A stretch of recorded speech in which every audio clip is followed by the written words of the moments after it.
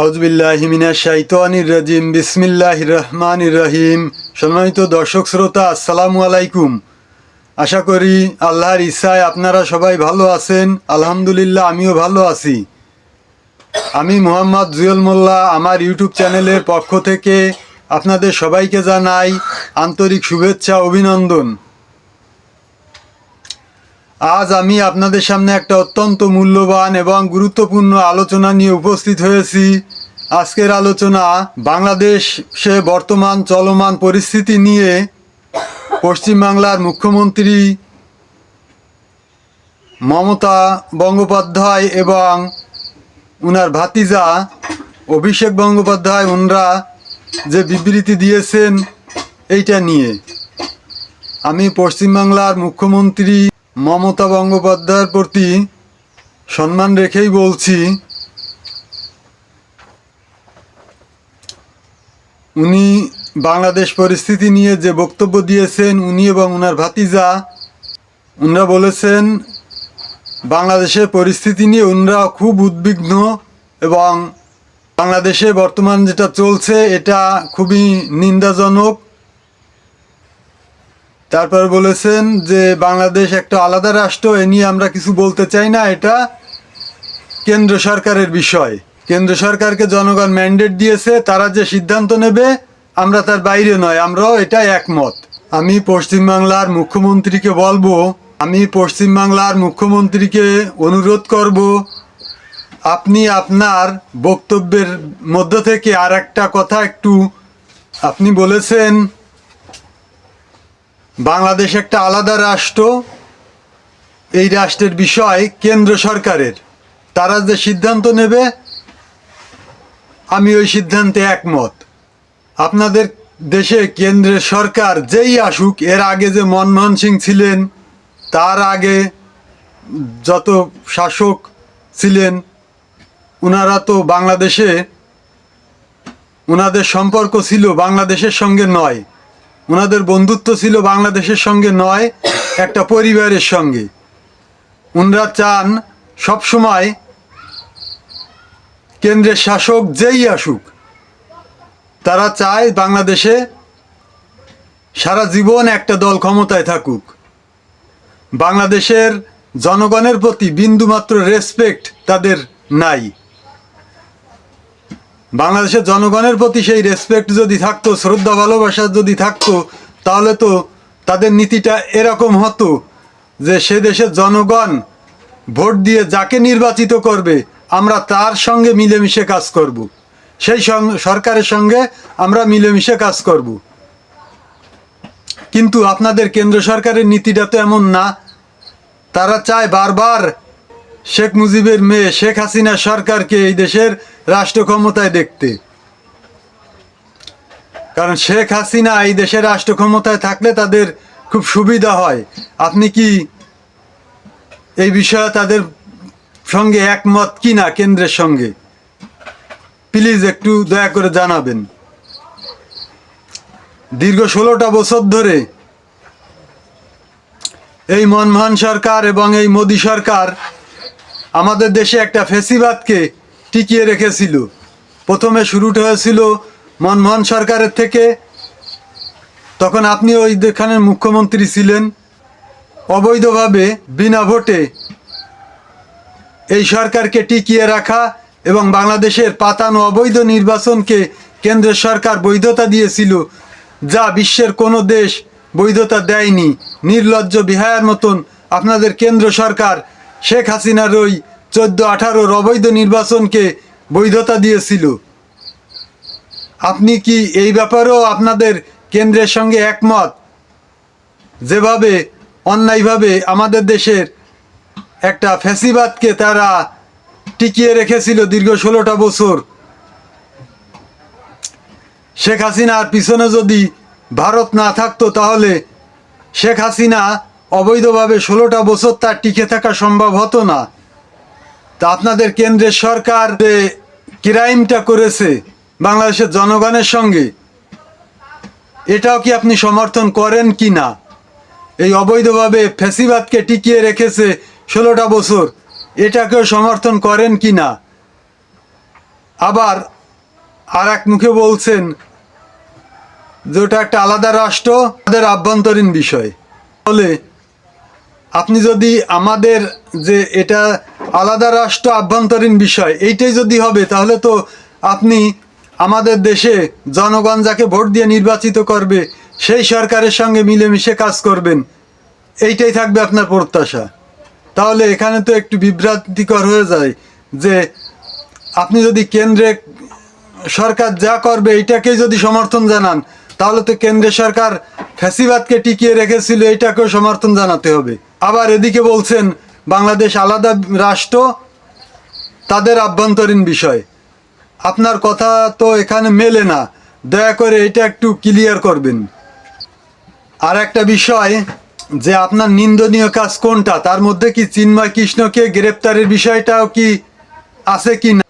চিন্ময় কৃষ্ণ বাংলাদেশের জাতীয় পতাকাকে অবমাননা করেছে, তার উপরে গেরুয়া পতাকা টানালে এটা কতটুকু অবমাননা হয়, এটা এদেশে সংবিধান আছে, আইন আছে, তারা বিচার করবে। আইনের মাধ্যমে যদি সে নির্দোষ প্রমাণ করে আসতে পারে, আসবে, সমস্যা নেই। এদেশে অনেক আলেম ওলামা এখনো জেল খাটছে, অনেক আলেম ওলামা তারা এখনো কোর্টের বারান্দায় হাজিরা দিতে দেখা যায় তারিখে। আমি আলেম হই আর সাধু সন্ন্যাসী হই, আমি তো এই দেশের নাগরিক, আমি তো আর আইনের ঊর্ধ্বে না। কারণ এই দেশের আইন সংবিধান আমাকে মেনে চলতে হবে, আমি যেই হই না কেন। আশা করি এই বিষয়টাও, চিন্ময় কৃষ্ণকে গ্রেপ্তারটা আপনি কি নজরে দেখেন, এটাও একটু ক্লিয়ার করবেন। ওনারা বাংলাদেশ পরিস্থিতি নিয়ে উদ্বিগ্ন, আর আমরা ওনাদের বক্তব্য নিয়ে উদ্বিগ্ন। ওনারা যে বক্তব্যটা দিয়েছেন, আসলে এটা তো বিজেপির বক্তব্য। বিজেপি হিন্দুদের সরকার। যেমন কিছুদিন আগে শুভেন্দু অধিকারী বলছিলেন যে পরবর্তীতে এই বাংলায় হিন্দুদের সরকার গঠন হবে এবং ওই পার বাংলার বদলা এপার বাংলায় নেওয়া হবে। তো বিজেপির জনপ্রতিনিধি যারা, সরকার যারা, এরা হচ্ছে হিন্দুদের সরকার। আর মমতা বন্দ্যোপাধ্যায়ের যে সরকার, উনি হচ্ছেন জনগণের সরকার, এটাই আমরা জানি। কিন্তু উনি যেটা বলেছেন বাংলাদেশের পরিস্থিতি, এটা খুবই নিন্দনীয় কাজ, ন্যাক্কারজনক কাজ। আসলে কোনটাকে উনি নিন্দজনক কাজ বলছেন? হিন্দুদের উপর অত্যাচার হচ্ছে, বাড়িঘর দোকানপাট ভাঙচুর হচ্ছে, হিন্দুদের উপর অত্যাচার হচ্ছে, এইটা নিয়ে নাকি বাংলাদেশে আমাদের কিছু হিন্দু ভাই এবং আওয়ামী লীগ এরা ইন্ডিয়ার রয়ের এজেন্ট, বিজেপি RSS এর এজেন্ট হিসেবে কাজ করছে, সাজানো নাটক করছে, নিজেদের মন্দির ভাঙচুর করে অন্যের ঘাড়ে দোষ চাপাচ্ছে। আসলে কোনটা নিন্দনীয় কাজ ওনারা কিন্তু ক্লিয়ার করে বলেননি। সত্যি সত্যি যদি হিন্দুদের পরে আক্রমণ হতো, মন্দির ভাঙচুর হতো, তাহলে এই নিন্দা আমিও করি। কারণ মসজিদ যেমন আমাদের ইবাদতের জায়গা, প্রার্থনার জায়গা, মন্দিরও হিন্দুদের প্রার্থনার জায়গা। আমি একজন মুসলমান, তারপরে অন্যান্য ধর্মকে শ্রদ্ধা করি। মন্দির যদি কেউ ভাঙচুর করে, হিন্দুদের উপর যদি কেউ অত্যাচার করে, এটা সত্যি সত্যি নিন্দার কাজ। আমিও এটা নিন্দা করি। যদি কেউ করে তাহলে নিন্দা করি, আর যদি না করে তাহলে তো এটা নিন্দার কাজ না। আসলে বাংলাদেশে এই ধরনের কোনো কিছু হচ্ছে না। যেগুলো রিপাবলিক বাংলা রটাচ্ছে, শুভেন্দু অধিকারী বাবুদের মতন লোকেরা যেগুলো রটাচ্ছেন, আসলে এই ধরনের কিছু হচ্ছে না। বাংলাদেশে যদি কোনো মন্দির ভাঙচুর হতো, তাহলে আমি বলবো হিন্দু ভাইদের যে আপনারা থানায় যান, যে মামলা করেন। যদি মামলা না নেয় তখন বলতে পারবেন যে আমাদের উপর অবিচার হচ্ছে। আর যদি বলেন যে না, রাতের অন্ধকারে ভেঙে গেছে, আমরা দেখি নাই, তাহলে আপনারা থানায় ডায়েরি করেন, CID তদন্ত করে বের করবে এটা কাদের কাজ। কিন্তু আপনারা সেটাও করছেন না। আপনারা জানেন যে এটা যদি CID তদন্ত হয়, তাহলে থলির বিড়াল বের হয়ে আসবে। কারণ এগুলো তো সাজানো নাটক। আমলিগীর লোকজন এবং কিছু হিন্দু ভাইয়েরা, কিছু সবাই না, এরা এই নাটকে জড়িত, নাটক সাজাচ্ছে, নিজেরা নিজেদের মন্দির ভেঙে অন্যের নামে দোষ দিচ্ছে। আমি বলবো, মায়ের কোলে যেমন শিশু নিরাপদ, বাংলাদেশের হিন্দুরাও এই দেশে ঠিক সেরকমই নিরাপদ। আমরা মুসলমানেরা তাদের বাড়িঘর মন্দির পাহারা দিয়েছি, তাদের কাছে ফোন নাম্বার দিয়ে রেখেছি, যত রাত হোক সারা রাত ফোন খোলা থাকবে, কোনো সমস্যা হলে ফোন করবেন। আমাদের দেশে হিন্দু মুসলিম সম্প্রীতি খুবই ভালো, আপনাদের দেশের মতন নয়। আর আপনারা আমাদেরকে সভ্যতা শিখাবেন। আপনাদের দেশে পুলিশের সহযোগিতায় রাষ্ট্রীয়ভাবে বাবরি মসজিদ ভাঙা হয়।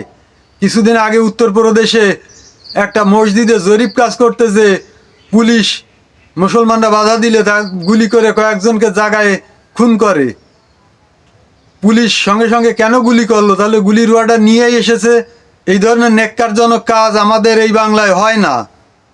আমরা মুসলমান জাতি, আমরা একটা সভ্য জাতি। একটা কথা আছে, আপনাকে বড় বলে বড় সেই নয়, লোকে যারে বড় বলে বড় সেই হয়। তাহলে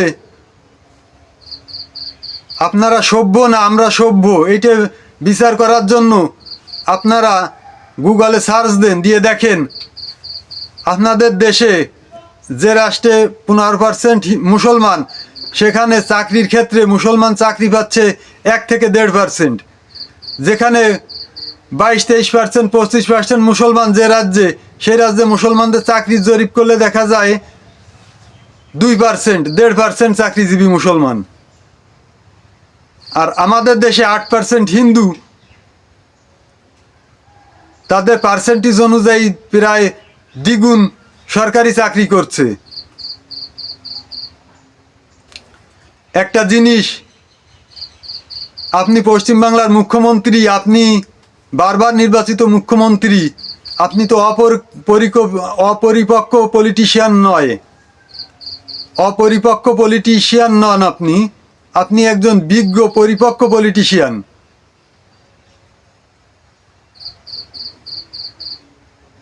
আপনার তো এটা বোঝা উচিত যে আলো আর আধার যেমন একসঙ্গে থাকতে পারে না, তেমনি হিংসা আর ভালোবাসা একসঙ্গে থাকতে পারে না।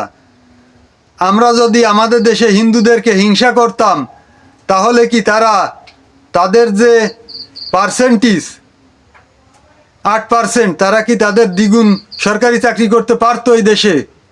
কোনোদিনও পারতো না। বাংলাদেশে কোনো সাম্প্রদায়িকতা চলে না।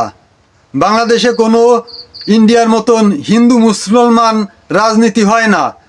ইন্ডিয়ায় যেমন বিজেপি, আরএসএস, হিন্দুত্ববাদী দলগুলো, এদের রাজনীতি শুধু হিন্দু মুসলমান নিয়ে, হিন্দু মুসলমান। এদের চ্যানেলে ঢুকলে শুধু দেখা যায় হিন্দু মুসলমানের রাজনীতি। আমাদের দেশে এটা চলে না। এই ধরনের ন্যাক্কারজনক কাজ এখানে হয় না। আমাদের দেশে মারামারি, কাটাকাটি, খুন খারাপি হয়, এটা ঠিক, এটা মিথ্যা না। কিন্তু আমাদের দেশে রাজনীতি চলে আওয়ামী লীগ বিএনপি রাজনীতি। আমাদের দেশে কোনো হিন্দু মুসলমান সাম্প্রদায়িক দাঙ্গা চলে না। হয়তো বলবেন যে তাহলে হিন্দুরা মার খাচ্ছে কেন? হিন্দুরা বলতে আপনি কাদেরকে বোঝাতে চাচ্ছেন? আওয়ামী লীগ, এরা তো আওয়ামী লীগ। যেসব হিন্দুরা মার খাচ্ছে 2-1 বা যাদের বাড়িঘরে হামলা হয়েছে প্রথম এরা তো আওয়ামী লীগ। আওয়ামী লীগ হিসেবে, হিন্দু হিসেবে নয়। দীর্ঘ 16টা বছর আওয়ামী লীগ অবৈধভাবে ক্ষমতায় ছিল। এই স্বৈরা শাসকের দোসর যারা, এরা বিভিন্ন, পৃথিবীতে এমন কোনো জঘন্য কাজ নেই যে কাজ এরা না করেছে, যে অগণ্য অপরাধের সঙ্গে এরা জড়িত না ছিল। মানুষের বাক স্বাধীনতা কেড়ে নিয়েছে, মানুষকে কথা বলতে দেওয়া হয়নি, মানুষের মত প্রকাশের কোনো স্বাধীনতা ছিল না, মানুষের ভোট নেওয়া হয়েছে প্রকাশ্যে, তাদেরকে সামনে দেখায় ভোট দিতে হয়েছে। সীমাহীন জুলুম অত্যাচার মানুষের উপর করা হয়েছে। এই আওয়ামী লীগের দোসররা, এদের ভিতরে হিন্দু ও মুসলমান সবই ছিল। 100 জন মানুষ যদি মার খায়, তার মধ্যে দেখা যাচ্ছে 5 জন হিন্দু। এখন এই যে আওয়ামী লীগের লোকজন জনরোষের শিকার হচ্ছে, এই দায় তো কোনো দল নেবে না, বিএনপিও না, জামাতও না। কারণ আওয়ামী লীগ ক্ষমতায় থেকে কি শুধু বিএনপি আর জামাতের ভোটের অধিকার নষ্ট করেছে? শুধু কি বিএনপি এবং জামাতের উপর জুলুম করেছে? না, এরা সর্বস্তরের জনগণের সঙ্গে জুলুম করেছে। এখন এরা ক্ষমতাচ্যুত হয়েছে, তাদের নেত্রী শেখ হাসিনা অবৈধ প্রধানমন্ত্রী, উনি দেশ ছেড়ে চোরের মতন পালিয়ে গেছেন। এখন উনার লোকজন যারা জুলুম অত্যাচারের সঙ্গে সন্ত্রাসী কর্মকাণ্ডে জড়িত ছিল, তারা তো জনরোষের শিকার হবেনি। কে ঠেকাবে? কেউ ঠেকাতে পারবে না। এখন উনার দলের যেসব লোকজন জনরোষের শিকার হচ্ছেন, জনগণের যাদেরকে ধরে ঠ্যাঙ্গাচ্ছে ওনার লোকজন, জুলুমবাজ সন্ত্রাসদের, তাদের মধ্যে 100 জন আওয়ামী লীগের মধ্যে দেখা যাচ্ছে 5 জন হিন্দু থাকতে পারে। ওই যে হিন্দু ভাইয়েরা মায়ের খাচ্ছেন, জনগণের ঠ্যাঙ্গানি খাচ্ছেন, ওনারা তো হিন্দু হিসেবে নয়, আওয়ামী লীগ হিসেবে ফ্যাসিবাদের দোসর সেই পরিচয়ে মার খাচ্ছেন। যারা সাধারণ হিন্দু আওয়ামী লীগ করে তাদেরকে তো কেউ মারছে না, তাদেরকে তো জনগণ আরো নিরাপত্তা দিয়ে রাখছে। তাদেরকে তো বিএনপির লোক, জামাতের লোকেরা বলছে আপনাদের কোনো ভয় নেই, কিছু হলে আমাদের, কেউ কিছু বললে আমাদের জানাবেন। যেখানে বিএনপির লোকজন, জামাতের লোকজন, এখন তো আর আওয়ামী লীগ মাঠে নেই, এখন বিএনপি জামাত মাঠে আছে। তারাই যখন বলছে যে, তারাই যখন আপনাদের মন্দির পাহারা দিচ্ছে, আপনাদের নিরাপত্তার দায়িত্ব নিয়েছে, এত নিরাপত্তার ভিতরে আপনাদের মন্দির ভাঙা হয় কিভাবে? তাহলে তো বলবো শস্যের ভিতর ভূত। বাংলাদেশে যা কিছু হচ্ছে সবই সাজানো নাটক। হিন্দুদের পর অত্যাচার, হিন্দুদের পর অত্যাচার, রাতের অন্ধকারে মন্দির ভাঙচুর, এগুলো সব সাজানো নাটক। নিজেরা করে অন্যের ঘাড়ে দোষ চাপানো হচ্ছে। তাই আমি পশ্চিমবাংলার মুখ্যমন্ত্রী এবং ওনার ভাতিজা অভিষেক ব্যানার্জি, তাদেরকে অনুরোধ করব, আপনারা আপনাদের বক্তব্যটা একটু চিন্তা ভাবনা করে দেবেন, আরেকবার একটু বিবেচনা করার জন্য এবং আরেকটু ক্লিয়ার করার জন্য। আপনারা তো কিছু বলবেন না বাংলাদেশ ইস্যুতে, আর কিছু বলতে বাকিও রাখেননি। আপনারা আমাদের দেশে যা ঘটছে তা নিয়ে উদ্বিগ্ন এবং এটা নিন্দনীয় কাজ। তাহলে কোনটা নিন্দনীয় কাজ? হিন্দুদের উপর অত্যাচার? হিন্দুদের উপর অত্যাচার যদি সত্যি সত্যি হয়, আমিও বলি এটা নিন্দনীয় কাজ, কিন্তু এরকম তো কিছু হচ্ছে না। আমি আবারও জোর দিয়ে বলবো, এরকম কিছু হচ্ছে না। যেটা হচ্ছে সেটা সাজানো নাটক। এখন কোনটা নিন্দনীয় কাজ? তথাকথিত হিন্দুদের উপর অত্যাচার নাকি সাজানো নাটক? এটা একটু ক্লিয়ার করবেন আশা করি। আর আপনারা পলিটিশিয়ান রাজনীতি করেন, যেভাবে বিজেপি আপনাদেরকে হিন্দুদের মুখোমুখি দাঁড় করাচ্ছে যে বাংলাদেশ ইস্যু নিয়ে তারা নীরব, তারা কিছু বলছে না। এই স্বার্থে হয়তো আপনাদের ক্ষমতায় যেতে হলে, রাজনীতি করতে হলে হিন্দু, মুসলিম, বৌদ্ধ, খ্রিস্টান সবারই ভোটের দরকার। যদি বলেন যে না, হিন্দুরা অখুশি হবে, তাদেরকে খুশি করার জন্য কিছু না বললে হয় না, এই জন্য বলছি, এইটা হচ্ছে আলাদা বিষয়। তারপরেও আমি বলবো, আপনাদের বক্তব্যটা এরকম হতে পারতো যে বাংলাদেশে যেগুলো শুনছি হিন্দুদের উপর অত্যাচার, সত্যি সত্যি যদি এগুলো হয়ে থাকে, তাহলে এগুলো আমরা ঘোর নিন্দা জানাচ্ছি এবং এর তীব্র প্রতিবাদ জানাচ্ছি। আমার ভিডিওটা ইন্ডিয়া থেকে যারা দেখবেন, সবাইকে অনুরোধ করব প্রচুর পরিমাণ শেয়ার করবেন, যাতে করে আমার এই ভিডিওটা মুখ্যমন্ত্রী মমতা বন্দ্যোপাধ্যায়ের কাছে যে পৌঁছায় এবং উনি ওনার বক্তব্যটা যেন পুনর্বিবেচনা করেন। সম্মানিত দর্শক শ্রোতা, আশা করি আজকের আলোচনা আপনাদের কাছে খুবই ভালো লেগেছে। এই ধরনের আলোচনা নিত্য নতুন সবসময় পেতে আমার চ্যানেলটাকে সাবস্ক্রাইব করবেন এবং বেশি বেশি শেয়ার করে আত্মীয় বন্ধুবান্ধবদের মাঝে ছড়িয়ে দেবেন যেন সবাই দেখার সুযোগ পায়।